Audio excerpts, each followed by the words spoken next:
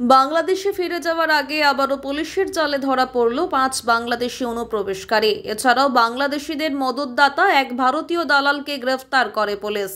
সূত্রের খবর, নদিয়ার হাঁসখালী থানার পুলিশের একটি বিশেষ টিম হাঁসখালী থানা এলাকার ১২ চুপড়িয়া এলাকায় অভিযান চালায়। সেখানে ভারতীয় এক দালালের বাড়িতে গা ঢাকা দিয়ে থাকা ৫ বাংলাদেশিকে গ্রেফতার করে।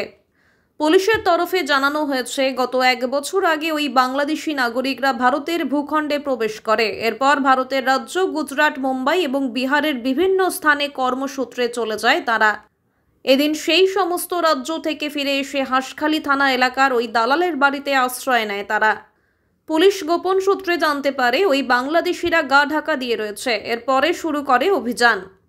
পুলিশের তদন্তে উঠে আসে ওই বাংলাদেশিরা ওই দালালের মাধ্যম দিয়ে আবারও বাংলাদেশে ফিরে যাওয়ার চেষ্টা করছিল। তৈরি করেছিল ভারতীয় নথিপত্র। অতি সহজেই সীমান্তের চোরা পথ দিয়ে বাংলাদেশে যাওয়ার চেষ্টা ছিল তাদের। সেই চেষ্টা ব্যর্থ করল পুলিশ। অন্যদিকে বুধবার ধৃত বাংলাদেশিদের বিরুদ্ধে সংশ্লিষ্ট মামলা রুজু করে পাঠানো হয় রানাঘাট বিচার বিভাগীয় আদালতে।